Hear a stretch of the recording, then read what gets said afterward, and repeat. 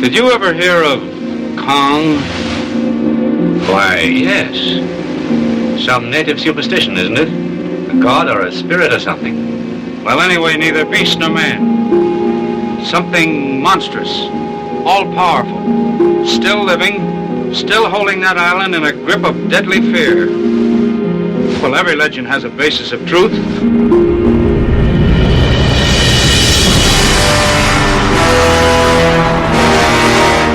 Welcome to Now Playing's King Kong Retrospective Series. I'm offering him adventure, fame, the thrill of a lifetime, and a long sea voyage. Well, I don't see how you can be amused by gorillas. I think they're dull.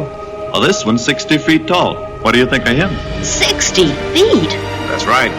This is Kong, the strongest living creature on Earth. Hosted by Stuart. I was just afraid that you might be one of those self-obsessed literary types.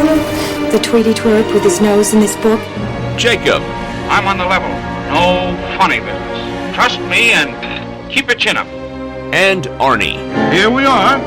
Just one big happy family. This podcast may contain detailed plot spoilers and mild language. You sure about this? We're primates, too. Listener discretion is advised. It's time to show Kong that man is king. We hope you enjoy the show. Lights, cameras, Kong. Today we're discussing Son of Kong, starring Robert Armstrong, Helen Mack, Frank Riker, John Martson, Victor Wong, Edward Brady, directed by Ernest B. Chodasek. The king is dead, but everybody's interested in me, Arnie, co-host of Now Playing, and Stuart. This is Jacob, and you ready to podcast, you blasted bourgeois? It's a nice day for it. I am feeling kind of bougie, yeah. Well, and so was RKO Pictures after the whopping success, as I've already pointed out, $5 million after the initial run for King Kong. It could play for decades. A cash cow, an evergreen. We've made it, boys. So why rush a sequel 8 months later?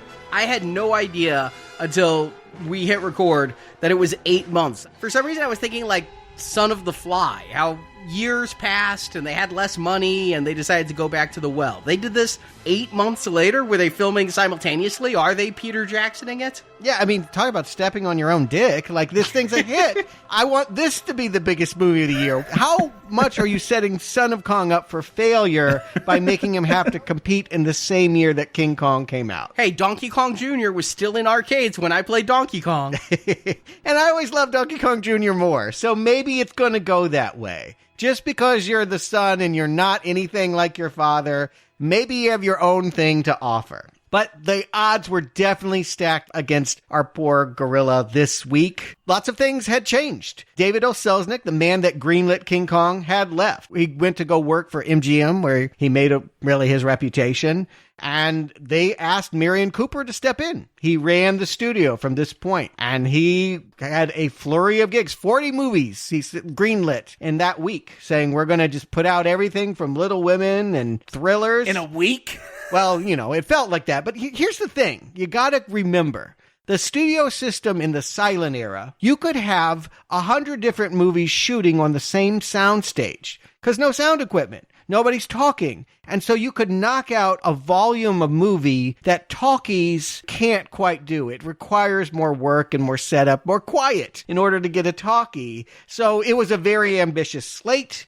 And yes, of course he wanted to make another King Kong. You always make a sequel to your biggest hit. He said, quote, "It will be produced on the same elaborate scale that attended to the making of King Kong." Lies! Let's just take a moment and laugh, shall we? No, that is not true. I don't think he was lying. I think he really wanted to do it that way. But it was not his choice, even though he was running the studio. This was before they would take, like, spec scripts and force them into a franchise, right? Like, we've talked about that with Die Hard, the third one. Like, I thought that was the case because I noticed this was 1933. I'm like, oh, they had another Jungle Picture and they're going to throw a animated ape into it to call it a Kong film. But no, like, they got the actor who played Denham to come back. So, like, was this whole story developed as a Kong sequel? I do believe that Cooper would have had his way and we would have had a more spectacular sequel, but there's a maxim in making movies. You can either make it faster, cheaper, or good, but you can't do all three. And the board of RKO Pictures demanded a Kong movie for Christmas that year. Fast and cheap, so not good. 1933. So you can either throw a lot of money at it and get all the best people, but here's the other thing they said. We're going to give you half the budget. So now we know it can't be good. And everyone understands there's no way to deliver on the promise of what King Kong did. Why not bring back Fay Wray? If she was the star, she certainly, with her scream, was the most memorable part of this. Let me tell you, bringing back Captain Englehorn does not excite me. Oh, believe me, they went to her. And again, she made 11 movies in 1933, and Son of Kong ain't one of them. I don't think that she saw her career in the same way that we do. Everyone calls her the original Scream Queen. She married a romantic comedy writer, the guy that wrote It Happened One Night. She wanted to make movies like that, and she did make movies like that. They just weren't the same kind of hits. But the movies she calls her best films do not involve her screaming, and she didn't want to do that anymore. And by the way, with half the budget, it means everyone that you're seeing here worked for less money than they did the last film. She wasn't going to do that at all. And I don't blame her. Even Bruce Cabot had standards. He was like, I could dump her and find a new honey, right? But no, he's like, I'm not coming back for this either. And so, yeah, you can find another beauty, I suppose. You know, that is a very stereotypical notion that it isn't the stars that make a special effects film as long as we get an ape back. But that's another problem. Kong is dead. Kong didn't just fall down and get a boo-boo. Kong is not getting up. And everyone, thank God, agreed behind the scenes they could not have him cough, sit up, and be in captivity again.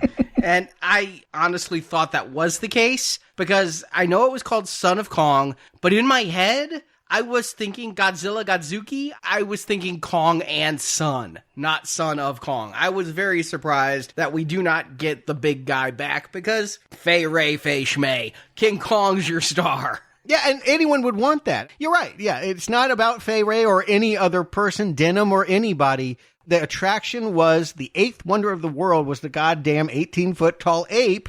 And if he's dead, you know what? I respect RKO Pictures that they didn't change the ending and hurt King Kong by saying, oh, he's not dead. Flash forward for Dino De Laurentiis, not as generous. When we get to King Kong Lives, yeah, he gets a heart transplant. What? We're not just doing reboot after reboot after reboot? I kind of assumed that's how this one would go. The movie's called King Kong Lives. I'm assuming King Kong lived. Yeah, they literally build an artificial heart for him to survive after he shot off the Empire State Building. And Son of Kong, that was, to me, such a trope of old movies. You know, you had Son of the Fly and Son of the Blob. I mean, there's just Son of. Was this the first Son of that they're all ripping off? Well, you know what? There weren't the level of sequels back then. I mean, movies were new. It's worth pointing out. There were serials. You know, there were continuing characters like Flash Gordon that would pop up every week, but there weren't like a whole lot of franchise characters. And so Bride of Frankenstein would have happened around this same time. So it's among the first, and it was a way to think about continuing the story if your main character is not alive. Everyone agreed that Kong had to have some kind of child. And so the screenwriters rushed off to put something together to try and come up with a story. Incidentally, they're getting the same wife of the director. You know, now Cooper's not directing. It's just the other guy behind the camera. His wife, who worked on the script, is now writing this script. Her comment is, if you can't make it bigger, you better make it funnier. Ah, okay. And so she came at it with the approach of, I'm going to make a romantic comedy, and I'm going to make it more lighthearted, fun, silly, and family-friendly. That is the big change in tone that I noticed with this one. Okay, now I know where that's coming from. So, how much time passed for her between working on King Kong and working on Son of Kong? You said 8 months difference in release. Yeah, let me break this down for you. February, RKO Pictures Selznick guy leaves. March, Kong opens.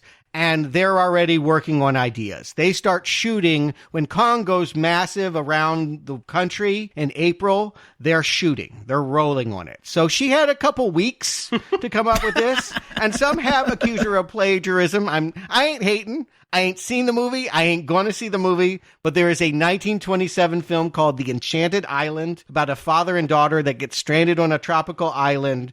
3 other outsiders get shipwrecked. One of them kills her father. The other falls in love with her. And then they have to escape when the volcano erupts and the whole island falls to pieces. You can see elements of that. Yeah, I can see that. Also, plagiarize a better movie. There had to be a better one than that. Not only that, but they're going back to the same figures. They do not have time to recast new metal skeletons. They're lucky that Willis O'Brien had been working on a big dinosaur epic and had 40 different models lying around. They could just be like, okay, we'll just take the brontosaurus and make it a sea serpent. And we'll just literally take the Kong skeleton, put white fur on it, and make his head a little bit more round. The basic shape and scope of Kong is more or less the same, except he's albino and has a more chubby face. And he's a little shorter? Yeah, that's what they say. I mean, the model is not, but I do believe that the way they scale him. Yeah, it looks like it's the same size. Yeah, they call him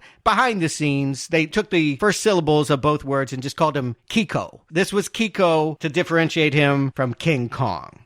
And so, yeah, they got a K-bear, a dragon, a sea serpent, whatever they had lying around, and literally just had to go in production shooting the stop motion at the same time that the live action stuff was being done. And so Cooper was usually more focused on behind the scenes with O'Brien, and Shodasak was the one directing the actors. And they shot from April until about October. Then, yeah, things just kind of tragic. To add to all of the problems that are going on here, Cooper is so stressed he actually has a heart attack while they are filming and is not medically doing well to be able to supervise. And the special effects controller, Willis O'Brien's wife, goes insane, shoots their 2 sons and herself dead, and he's got to bury them while finishing these effects. So before we take bats out and hurt this movie too much, I just like to put it out there. These are people trying to do the best that they could in impossible circumstances. You just don't make that movie, right? I mean, and that the generous thing would be to unplug and give everyone time to grieve and come back and make a terrific, expensive Kong 2 3 years later, because Kong is still playing. The crazy thing is Kong is still playing in December when this comes out.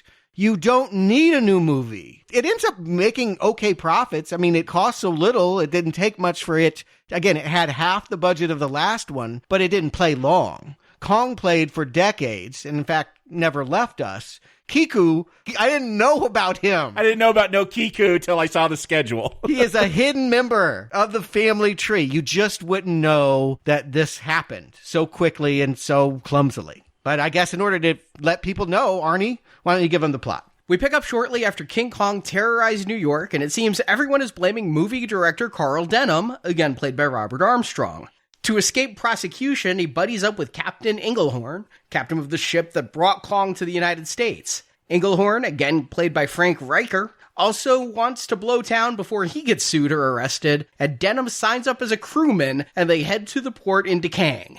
There, Denham runs into Skipper Hellstrom, the man who originally gave Denham the map to Kong's island. Hellstrom drops that there was more than a big ape on the island, there was also treasure. So Denham and Englehorn team up with Hellstrom to return to the island and find that treasure. But there's a stowaway on the boat, singer Hilda Peterson, played by Helen Mack. Hellstrom killed Hilda's father, and so she was looking to leave Dekang on the same boat as the man who committed the murder. As they approach the island, Hellstrom stages a mutiny, hoping to cut the others out of the treasure, but the crew doesn't want to answer to Hellstrom either. So Hellstrom, Englehorn, Denham, Hilda, and Charlie the cook take a rowboat to the island. The natives try to attack them, so they go to a different shore where giant beasts dwell. Denham goes to explore, and Hilda tags along, enamored with the former film director. They discover a giant white ape drowning in quicksand. Thinking this is the son of Kong, Denham helps the ape escape and makes a lifelong friend. Kitty Kong saves Denham and Hilda from a giant bear and a lizard beast. Meanwhile, Hellstrom tries to escape the island alone and is killed by a sea beast. Denham also discovers the treasure, and Hilda, Captain Englehorn, and the cook return to the rowboat. When an earthquake hits and the whole island sinks into the ocean, little Kong got his foot caught and drowns with his home. So sad. But his last act is to hold Denham up above the water so he can be rescued by Engelhorn and the others. The four row out and are found by a larger ship that will take them home, and Hilda says she'll give up her share of the treasure to Mary Dunham as credits roll. I do like the fact, for all the complaints we could have about what we're not getting and what has been removed from the film last time, the fact that they get Denham back, for me now as an adult, feels essential because I did feel like it was his movie. And I would be interested to see if he had any feeling of remorse about the fact that all of New York was damaged by his ambitions. Yeah, again, I thought he should have died last movie as, just the rules of committing sins in film. You kill a whole bunch of people, you're going to be one of the people who dies. I, again, thought Kong was the main character, but if you're going to have a Kongless sequel, I'm glad you brought him back. Yeah, this does very much feel like a direct sequel. Like, we'll see him in financial ruin, being sued by everyone. And it's kind of funny when he's, like, hiding from creditors and from people trying to subpoena him and all that. I wish, it just had a bit more of that rat-a-tat, rapid-fire kind of humor that you associate with these kind of screwball 1930 comedies. It never quite achieves that, but I could see them trying. Yeah, I agree. I mean, the writer probably was good, but when you only have weeks to come up with the whole thing and do it. I mean, I feel like a lot of this might have even been improvised on the set that people were changing. And for what it's worth, Robert Armstrong, the actor that plays Carl Denham, prefers this movie. Why? Because no one ever asked him to be a romantic lead. And he really is now going to be playing the part that Driscoll had. He's going to be the one that gets beauty. He's going to be the one to have the adventure and to atone, really. He will see that the reconnection and saving of Son of Kong, temporarily, I'll add, he's not alive by the end of the picture, but that he makes up in his mind for what he did to Father Kong with his relationship with Son of Kong. And I'll just say that there's no stop motion ape that's going to steal this movie from him. We'll talk about it when we get to the Son of Kong, but Denham, this actor, is for sure the star of this film. And I'm cool with it. The clumsy way that they put it all together, that creditors are driving him out, and that the captain feels like we can all just go haul freight in the East Indies. I'm fine with it. Let's go with that as a plot. I got no real beef with it. I can't imagine the biggest director in Hollywood of the best films turning crewman on a ship. But hey, any port in a storm, quite literally, he needs to get out because this Inspector Clouseau-like process server is there to not only give him a subpoena, but say you're about to be indicted. Yes, he says that they're going to go haul freight. But yeah, this is a guy that does what they call one-finger work. He points at other people and they do the five-finger work. They do the heavy lifting. He'll be in these white sailor suits and just kind of overseeing everything. Yeah, there's a reason we're going to get a mutiny later on. Yeah, he's not really doing anything other than, living a life at sea. And so they jump ahead. I believe they say it's been 6 months, more time than actual time has passed between King Kong and them shooting the scene. It's been 6 months since Kong went down. And out here in the southeast, nobody really knows who this guy is, but they are having trouble finding business. That they wind up at a Dutch colony 1,753 miles from Kong Island. Can I just say they are way too damn far from Kong Island for way too damn long? I really wondered if Son of Kong was actually going to have monsters in it. They spend a lot of time on the boat and getting to this port, and they just stay there. I'm like, what movie am I watching? Am I watching Son of Kong, or are they remaking Casablanca into Kang? If I were a child wanting to see more of Kong battles, would be furious and probably turn this thing off 12 minutes in. It just would not hold any child's interest. But as someone that has real affection for screwball comedies of the 1930s, this feels like a Bob Hope, Bing Crosby road movie. There's a whole series of films of two guys going around in exotic ports, having romances and dealing with shady people. I could be fine with a movie that was entirely this. In fact, I will pose. If you were under these constraints and knew you could not deliver the beast that you had, would it not be wiser to go somewhere else and have a different battle altogether? Would it not be smarter to make a more human story? Yes, getting all this human, I guess we could call it drama, all this human stuff on this island and this monkey show and this ukulele singer, all this stuff. Yes, if this was engaging, that would work, but I'm siding with Arnie. This stuff drags. I guess I didn't realize it took 45 minutes to get to Kong in the original because I was just so intrigued by the mystery of the island, and here I'm feeling the time. Like, we got to get to this ape way quicker if this is the drama, the best they've come up with. Yeah, and I'm not a huge fan of screwball comedies of the time, but I have seen some. There was a film series here in town. I saw this screwball comedy called My Favorite Wife from 1940. So it's a little bit more modern than this, but I'll say it's of the same era. Same generation. It happened one night. You guys saw that film. That's really the one. Like, if you see one screwball comedy from the 30s, that's the one that's going to tell you what the genre is. Exactly. That's why I brought up My Favorite Wife. I'm not going to bring up the one everybody's seen. I want to bring up one that's far lesser seen so I can say, I even enjoyed that one and got into it. I would never seek out a screwball comedy for the 30s, but when I've seen them, I haven't found them unenjoyable. I don't find this enjoyable. It's not on the same level as Bringing Up Baby, per se, which is another one that I love. But I like this. I guess I'll just stand slightly embarrassed saying that when we go to Peterson's famous international show and we have this woman warbling off key to a ukulele and monkeys are playing the violin and doing a fan dance in a belly dancer outfit, I am surprised at how entertained I am by this. The entertainment is the fact that these guys are watching a really crappy circus, but there's a charm in this. There's something meta about watching a shitty show about people watching a shitty show. Yeah, there is. It's almost like the screenwriter acknowledging, like, yeah, we have to go forward on this, and we don't have Fay Wray. This woman cannot be to singing what Fay Wray was to screaming, and so we'll just play it off for a laugh. And we didn't talk in the last movie about the little monkey that was on the boat. Iggy. But I feel like, apparently, they must have a real monkey in every one of these films to compare and contrast against our claymation giant ape.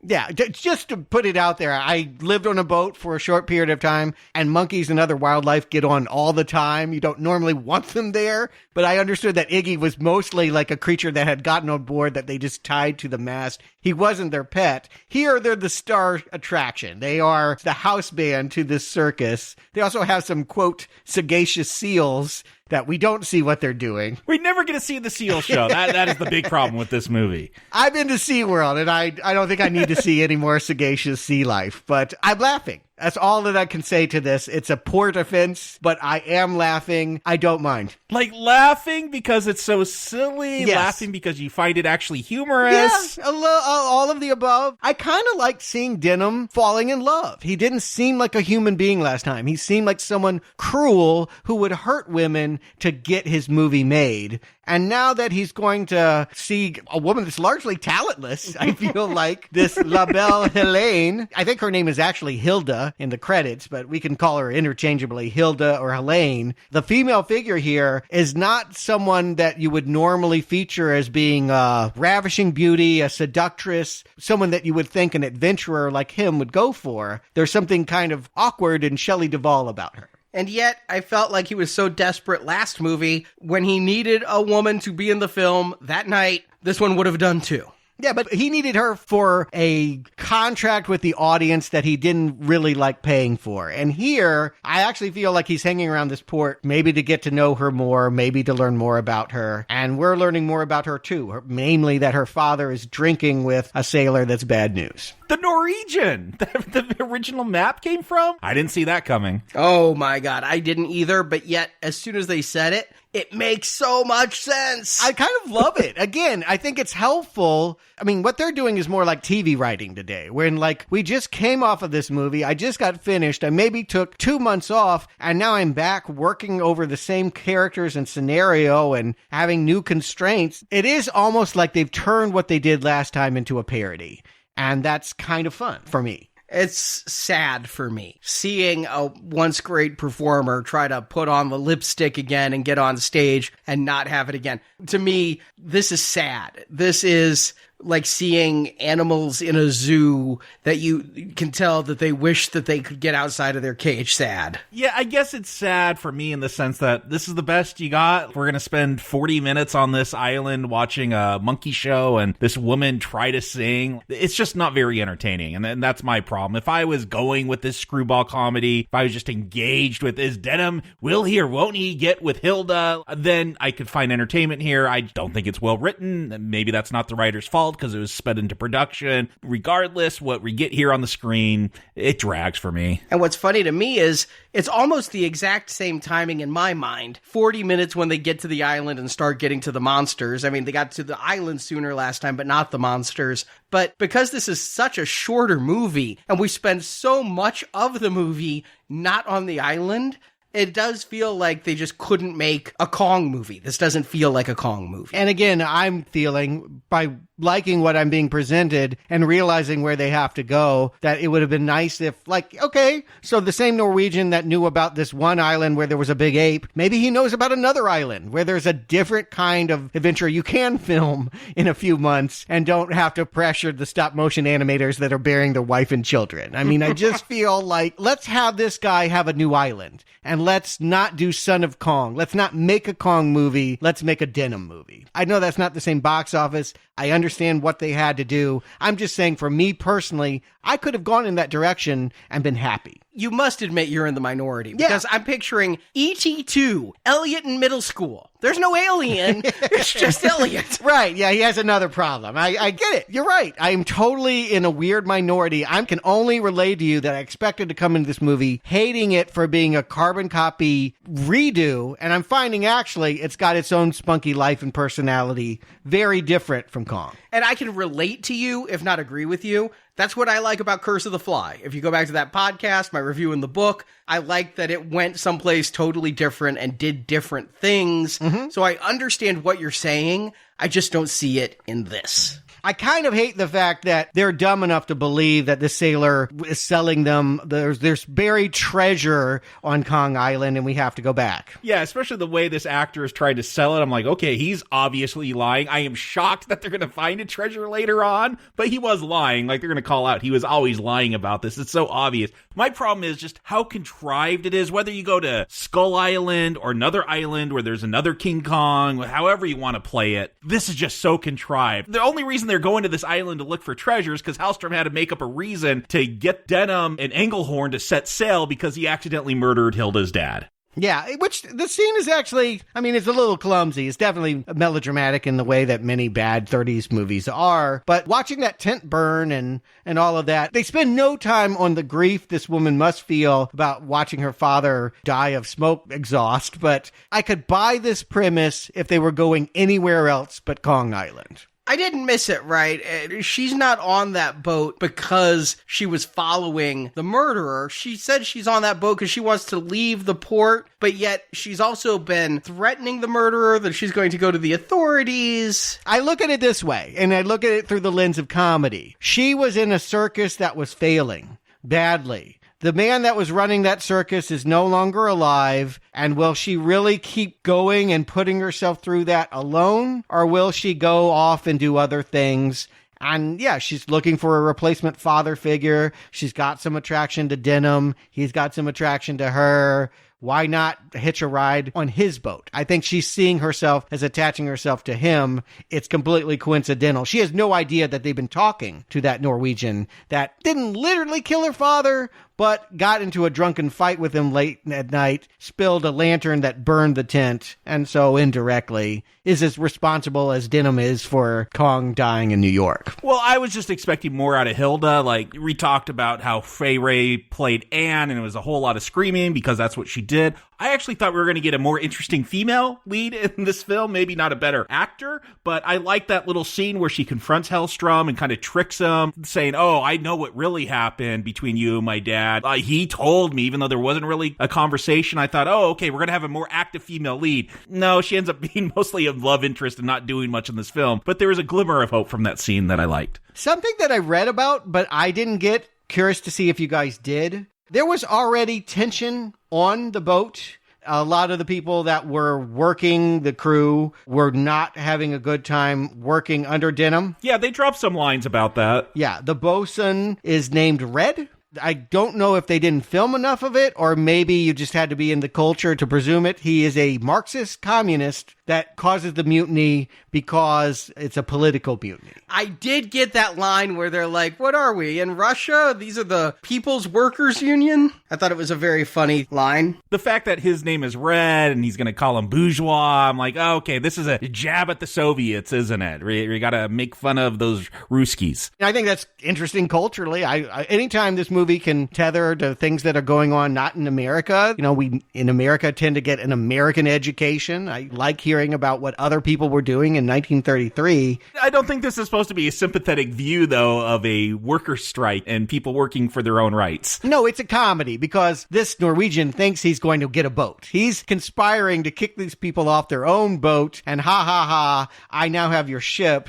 And it backfires on him. And if you had played it a little bit more funny, I feel that way in all of the earlier scenes. If you had just gone for the comedy a little bit more, it would be so much more enjoyable. I mean, I think the audience wouldn't be missing or resenting the fact that we're not on an island with big prehistoric monsters. I agree, because I didn't realize this was a comedy until we get to Son of Kong and I see how they're going to animate him and make him act. And I'm like, oh, we're in a slapstick all of a sudden. Like, yes, I wish this stuff was funnier. I wish I was more engaged because I'm mostly just bored. I'm just waiting to get to the giant ape. I'm the opposite. I'm with the movie until the moment we see, I will call him Kiku. Kiku is drowning in quicksand. And I'm just like, uh-oh. This movie is drowning in quicksand. Yes. Yeah, I'm not saying that stuff is good either, but it's what I was looking forward to in a Kong film. Sure. And of course, you're every right to want that. Everyone is wanting to see great big beast battles. Why wouldn't you expect them to be able to deliver that? They did have that ambition. Again, these things were scripted. They thought it could get done. And then for lots of reasons, they found that the special effect wasn't going to work. The shot didn't work. And is that why when they run into a cave and I don't think it's a triceratops, but it's a dinosaur kind of like that. It's got more spikes on its head. It's a Styrasaurus. It kind of just walks up to him and then leaves. I was like, okay, here's our first big fight between Son of Kong and a dinosaur. But no, that dinosaur just kind of walks away. I'm like, I guess they didn't have the money for that. Half of that shot was from the film Creation. The movie RKO Pictures was making and then put in Turnabout to make Kong. Okay, so that's why it goes nowhere. They literally just took old footage they had used and said, let's have Charlie, Engelhorn, and Hellstrom run from the creature we've already animated. That's where they're at. They had other ideas. It wasn't like they didn't know. They were trapped by the constraints of having to deliver a Christmas Kong. And when they get to the island, we get our brief glimpse of the natives again. I mean, they're still there. Oh, that's right. They do come back. Yeah. They were expected to be a bigger part, but they couldn't reconstruct the village. They wanted to have them rebuilding it, and they were going to play a role, and the gate and all of that was going to come back, and they just didn't have those props and stuff to do. But they had people. I mean, they are like, you're the reason that, wow, you took our ape? Their village was destroyed. Their loved ones were eaten by Kong during that rampage. It's silly me. I know I'm thinking way too much about this, but I would have really loved if we could have understood Kong's role on the island. You know, if he was the king, he kept order, right? Things ran in a certain way. There was an efficiency to the circle of life because at the top of the food chain, there was this big ape. And when you take him away, what happens to all the flora and fauna and all of that? That's what I kind of wanted to see. Not only that, Stuart, but this is called the Son of Kong. So there should be more Kongs around. Like there should be the baby mama of Kong. Yeah. Where's Lady Kong?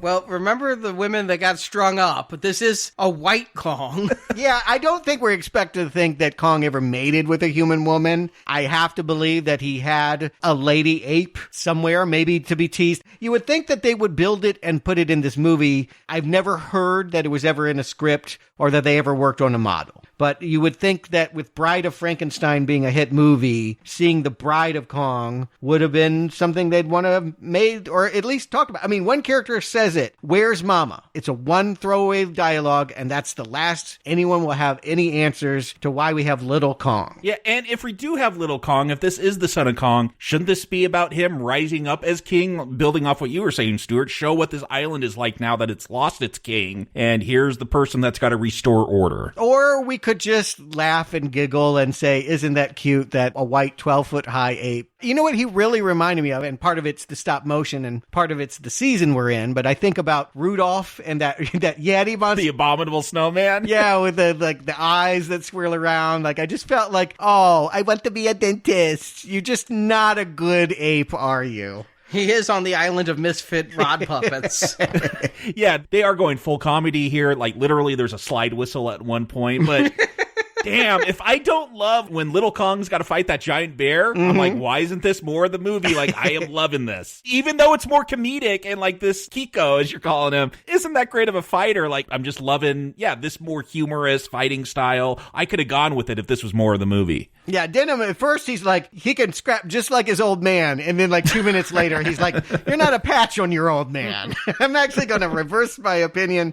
But that is okay. It is okay that he is not a ferocious beast that scares everybody. If he's a cuddly, goofy character that no one respects, and he has to earn respect with the help of Denham, that feels like the comedy redemption story that they could make. And they only halfway get to. I'm just left wondering, what if they hadn't gotten to the island right at that moment to save him from the quicksand? It would be a totally different movie. Yeah, or what if the natives didn't kick them off? I mean, the reason they found Kong is because they couldn't land where the village was. The natives didn't want them there. They had to go to another place. So, yes, a lot of contrivances to get to this point. The fact that they split up, the fact that Denham is like, I'm going to go look around, and I'm thinking, why would you do that? You're in this unknown place that you know has giant monsters. No, you're going to leave like you're Captain Kirk or something, but then Hilda's going to tag along. You said stay close to you. I feel like we get an answer to every question you guys are asking. The screenwriter puts it right in there. Kiku climbs out of that quicksand.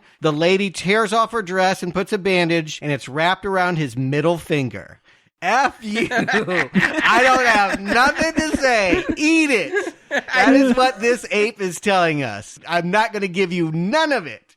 None of it. And so what we have is some very sloppy scenes of Denham falling in love with this girl by the campfire while this thing is photobombing and spying on them.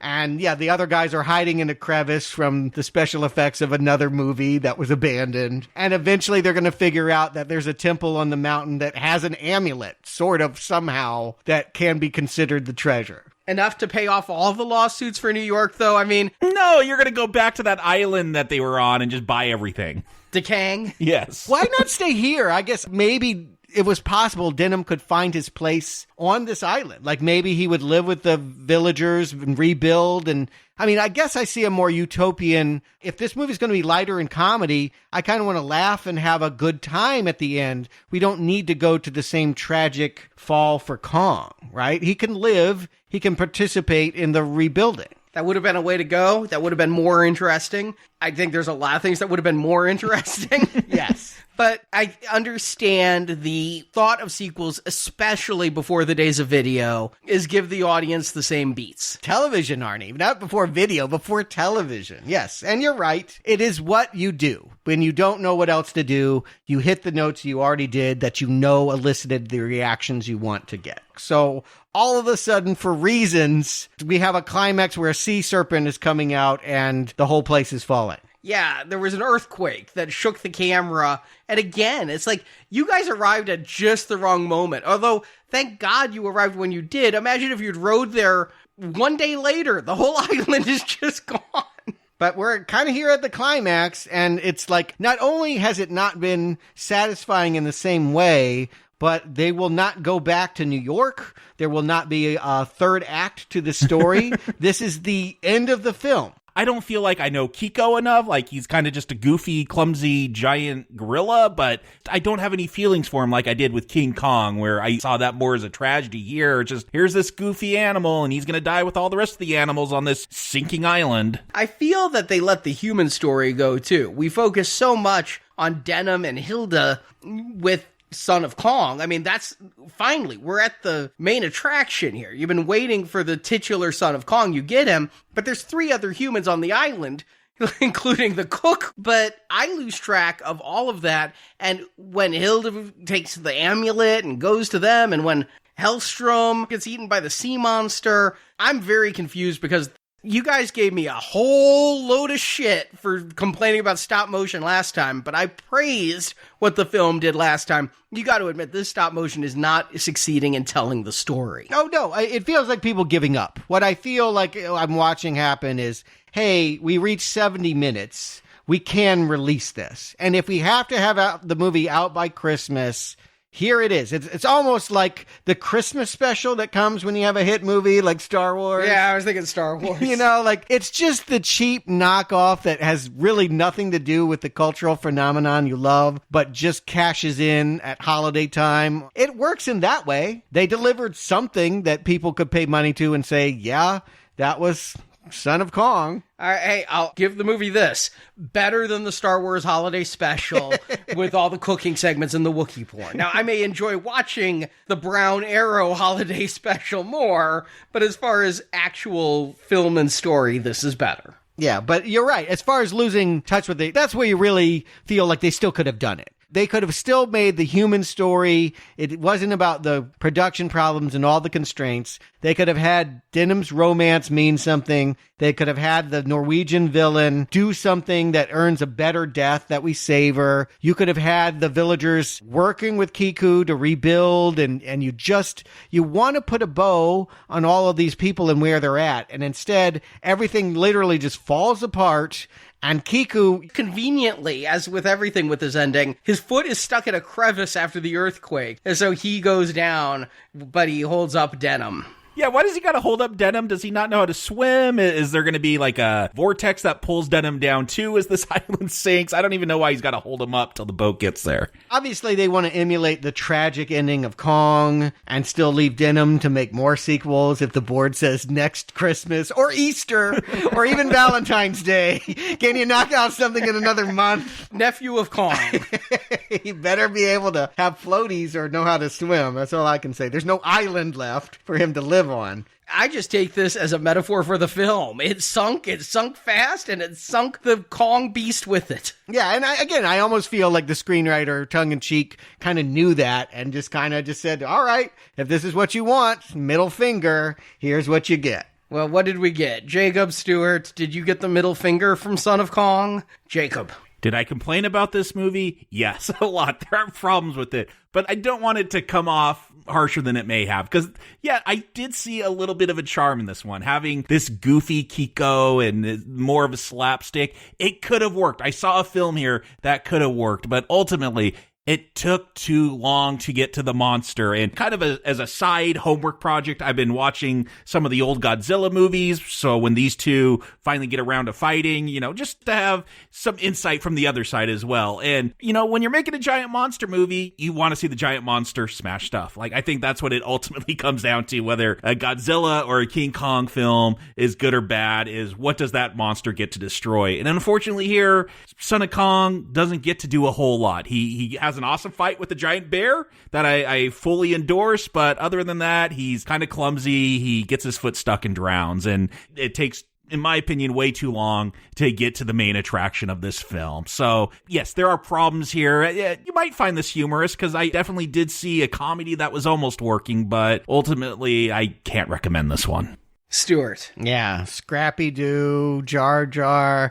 Franchises are just littered with these kinds of badly conceived follow-ups where it was never going to be as good. This son was not set up to be as good in any way. He had no support. And so the surprise is, the pleasantry is, it's not as bad as I expected. I expected to hate it. I expected it to be rushed stop-motion effects and to be pretty lame. And it is. And it's a not recommend for that reason. It's a bad movie. But, I praised Kong, the original, not only for its technical sophistication of the time, but also I thought that it had interesting subtext and ideas And here, they might not be that ambitious, but I feel like there is some fun screwball comedy. I still like Denham. I like to see him in the new romantic shades they're painting him in. And hey, it's only an hour. It does feel just kind of like a bonus feature on the Kong DVD. Like, you could just see it as like, oh, this is some deleted scene that they didn't use, thank God.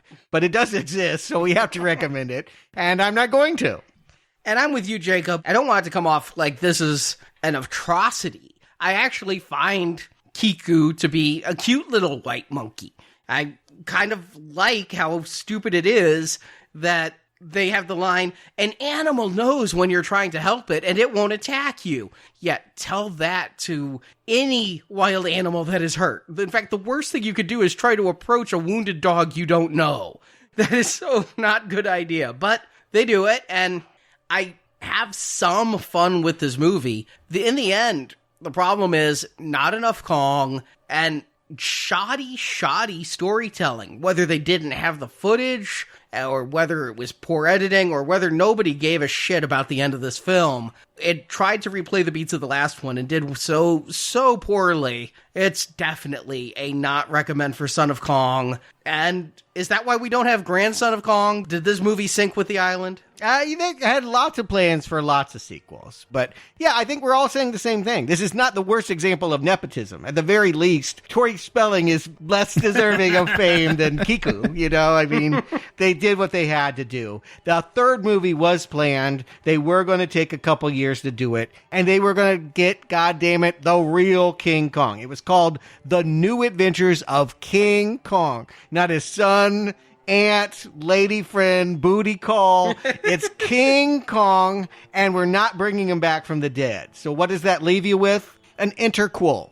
You already commented, Arnie. Last week, he goes from being knocked out on the beach to being on a Broadway stage. They were going to show how they put him on the raft and dragged him on the venture, and then got caught up in a typhoon, washed ashore on a new tropical island where there was an even bigger, scarier monster, and the crew had to release Kong to fight that monster, then recapture him to take him to New York. You think that's something that Denham would have told the press? Yeah, it would have been a part of the story. But yeah, I mean, again, I understand all the impulses, and the biggest thing facing them was Fay Wray said no. And how do you tell that story without the one beauty on the boat coming back? I mean, that would be very awkward. I suppose you could recast or maybe throw enough money at her that she would reconsider. But RKO Board itself thought after the less than stellar box office of Son of Kong, hey, let's not do this. They had other hits by this point. They were moving on.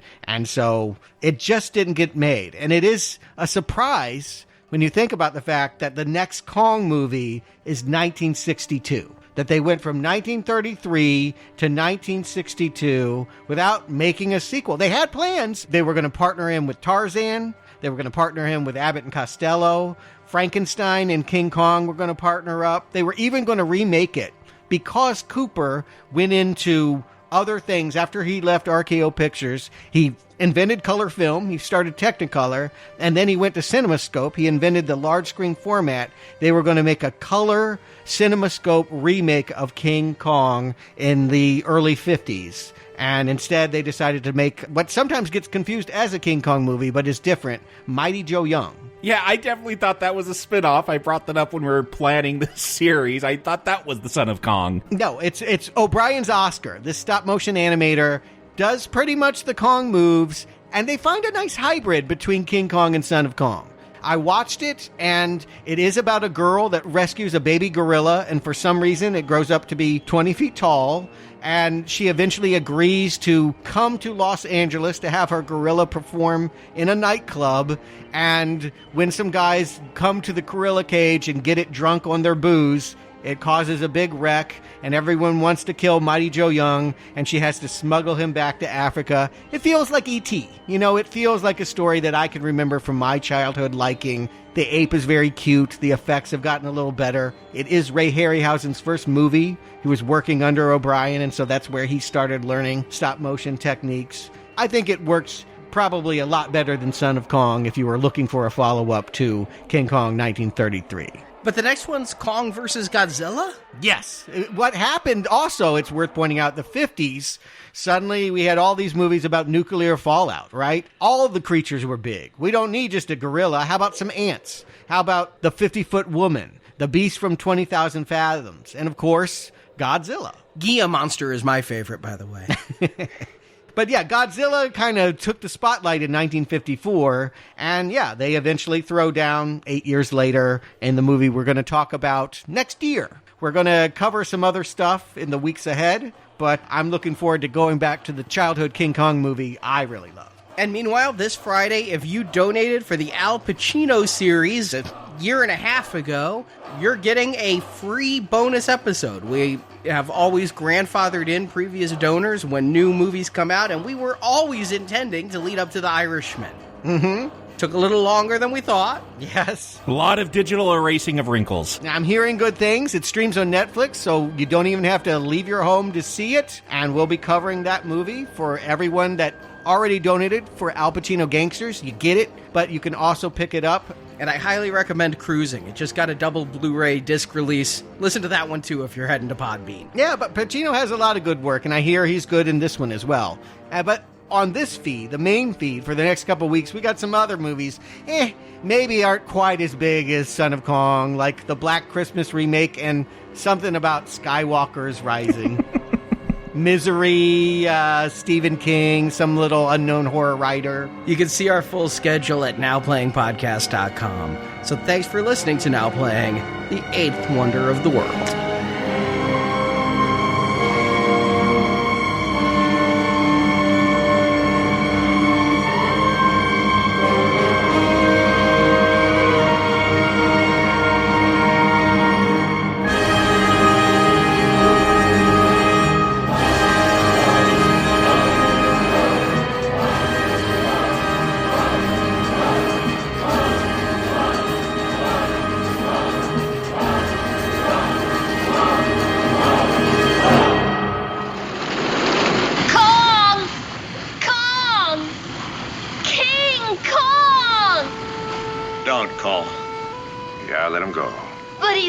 He's going home. I think he's had enough of what we call civilization. Thank you for listening to this Now Playing Podcast movie review. It's no use. The show, it's over. It's done. I'm done. We hope you've enjoyed the show. Holy mackerel, what a show! If you enjoyed this show, please tell others. You can help us out by leaving us a 5-star review on Stitcher, Podbean, iTunes, or your other podcast store of choice. Word will get out. It always does. Want to hear more reviews like this one? You can find hundreds of other movie reviews at our website, nowplayingpodcast.com. Switch it on, like this, and you get them by matching. In our archives section are over 800 reviews. Listen to our hosts discuss horror, sci-fi, comedy, action, drama, and more. Plus, you can hear reviews of every movie based on Marvel or DC Comics. Wait till those candy asses in New York hear about this one. A new, totally free movie review podcast is posted every Tuesday, so come back each week for another new show. This island is just the beginning. There's more out there. What do you mean, more? This world never belonged to us. It belonged to them. The question is how long before they take it back. Kong is not the only king. Now Playing relies on listener support to keep operating. Do you suppose he knew he was saving my life? Do you suppose he knew he was helping us? Of course not. Do you want me to believe he was grateful? You can support Now Playing by joining our Podbean crowdfunding campaign.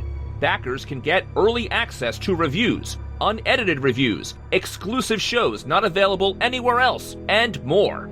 Details are at nowplayingpatron.com. I am a realist, and I need you, so I am going to be generous. I will let you go without a bit of trouble and with lots of cash. At our Podbean site, you can also support the show by listening to any of our donation shows. Series like Planet of the Apes, Jurassic Park, Phantasm, Jaws, and others are available for a small one-time contribution. I'll give you another 1,000 to leave right now. You haven't given me the first 1,000 yet. You can also donate to us directly on PayPal. Details can be found by clicking the banner at the top of our website, nowplayingpodcast.com. Might as well settle up. You gonna pay me? I'm not gonna stiff a friend. Want 375 more Now Playing reviews? Get the Now Playing book, Underrated Movies We Recommend. Arnie, Stuart, Jakob, and Marjorie reviewed 125 different movies, each getting 3 recommends, or not recommends. There was still some mystery left in this world, and we could all have a piece of it for the price of an admission ticket. The ebook is available now, and the print book will be shipping soon. Find details at nowplayingpodcast.com/book. Well, it better be good after all this ballyhoo. You can also follow Now Playing on Instagram, Facebook, and Twitter. There, the hosts post new episode announcements, movie reviews, and contests, where you can win movies and soundtracks. Also, subscribe to us on YouTube for original video content. She could be hysterical, so come on, follow me. Now Playing Podcast is produced by Arnie Carvalho. I'm someone you can trust. I'm a producer. Believe me, I am on the level. No funny business. Associate produced by Jason Latham. Sure, no, I've been a big help. Now Playing is edited by Stephen, Heath, and Arnie. All hands on deck! Everybody on deck! Everybody on deck!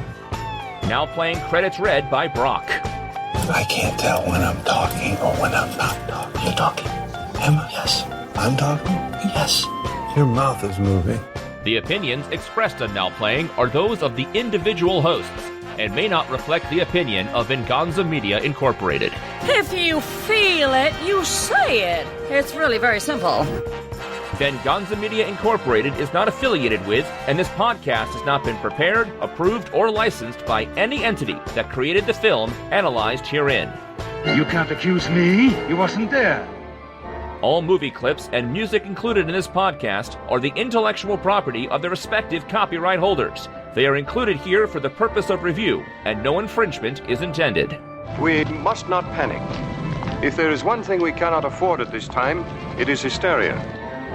Now Playing Podcast is an exclusive trademark of and may not be used without the expressed written permission of Venganza Media Incorporated. You need to listen to us! We're not at war, Colonel. You're making a mistake. Your lies got my men killed. And you're gonna get us all killed. Not our fight.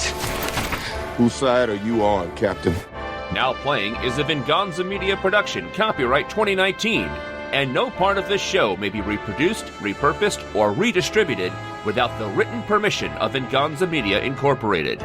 All rights reserved. Why'd he do that? Climb up there and get himself cornered. The ape must have known what was coming. What does it matter? Airplanes got him. It wasn't the airplanes.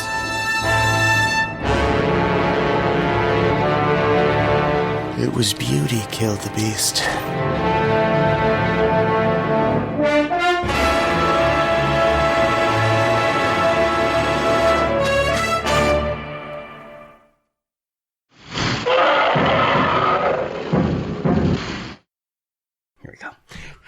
I'm like, I know I wrote it. I mean, this one's easy. I could do this off the top of my head. Yeah, I was thinking I might have to. I was like, where is I know it? you can do it I either knew way. I wrote it. Oh, hold on. Sorry. Hello? Good. Yourself? Speaking of son of. If they're both the Venom ones, I already picked those up a few months ago. No, that's not his mom. So your Venom figures have arrived. There's no way that's his mom. Thank you. The only Venom that woman has is for me, really. Oh, and for me.